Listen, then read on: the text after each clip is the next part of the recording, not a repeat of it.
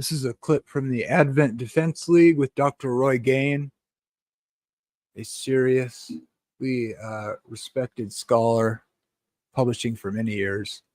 And what they didn't tell you about Daniel 8, this is a clip from the Advent Defense League. Check out their Facebook page, their website, and their YouTube channel, and subscribe. Edwin Cotto's administrator of that website. It's his website. And they're interviewing Dr. Roy Gain. I just wanted to highlight a little clip of it.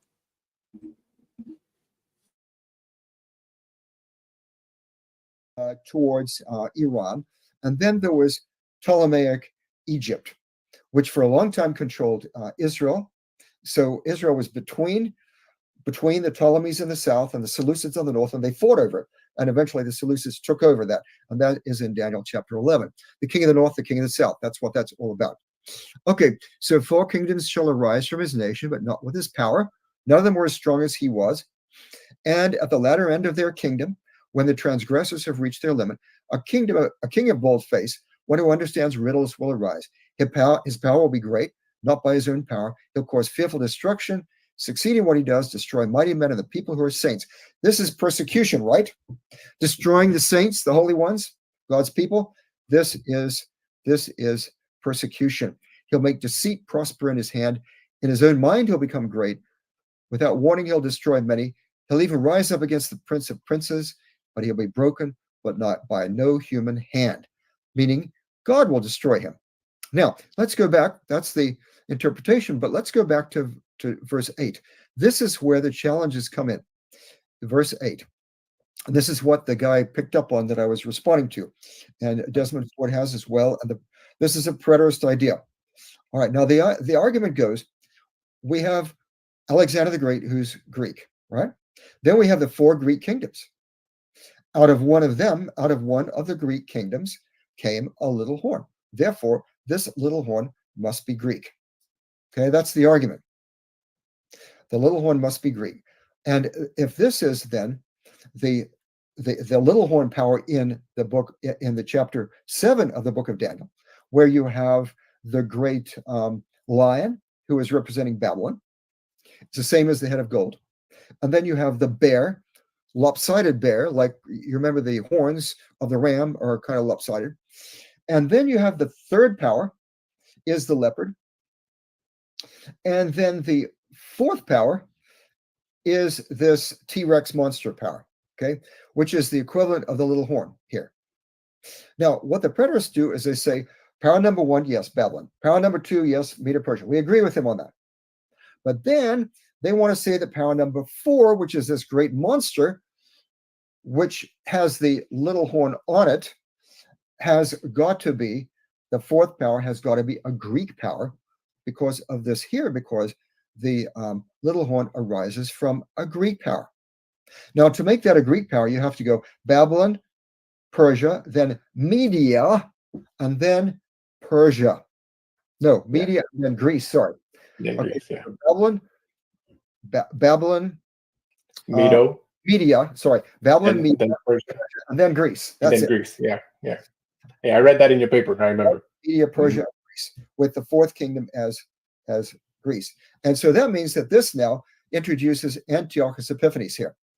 And he does all this bad stuff. And then he's the big bad guy, the king of the north in chapter 11. He's the big bad guy in chapter 7. And he is Greek. And this is what the guy argued who I was responding to. Now, how do we respond to that? Out of one of them, from one of them. Now, I'm just going to tell you what I think now. I used to use a different argument, but I'm not going to confuse you with that. Out of one of them. You notice that back down here in the end of the chapter with the introduction, with the explanation, we have at the latter end of their kingdom, right? At the latter end of the rule of the 4 kingdoms, a king of bold face shall arise. Okay, so at the latter end of their kingdom, did Antiochus Epiphanes arise at the latter end of the 4 Greek kingdoms? Did he? No, he was the 8th of 20. There were a number of others. It wasn't at the end at all. He was he was the 8th. He was towards the beginning of the line of those kings, yeah, right? kind of in the middle. There's a bunch of them after that, and so that doesn't work for one thing. And then he grew exceedingly great. All right, now this is one thing where the guy I was responding to objected to my interpretation of this, because notice that this translation, which is ESV, it's not an Adventist translation. It's the evangelical study version, ESV. No, it's the English Standard Version, but it was done by evangelicals. It's the English Standard Version, and here it translates exceedingly great. Notice here I have an accordance, and I can click on the English word. Okay, not that. Click on that word exceedingly, and see the word in Hebrew that pops up on the left. See, it's highlighting the Hebrew word. That's a wonderful thing about accordance. That word is yeter. Now, what the guy that I was responding to, he says, no, that's not a good interpretation of that, because yeter means the remainder, or the excess. Now, you see, the problem for him with this exceedingly idea is that if Cyrus with the ram is very great, see, he became great, just became great. All right, there it is, big deal. Then here comes Alexander the Great. Alexander the Great becomes very great, or exceedingly great. So it's even more. See, ad ma'od, higdil ad ma'od, same word, but it adds this adverb, exceedingly great.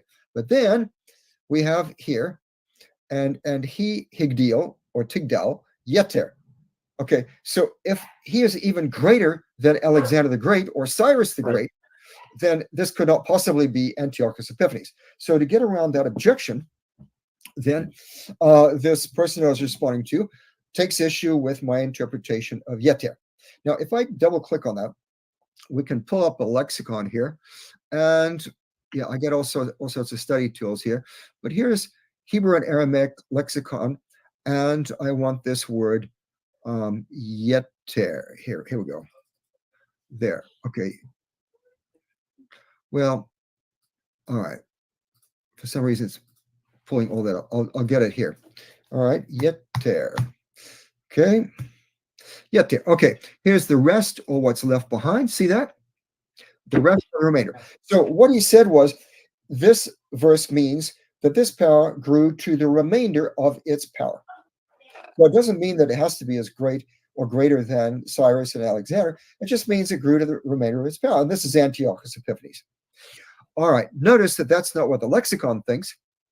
This lexicon was done not by Adventists, but they say excessively, very great indeed, or exceedingly, because of the context.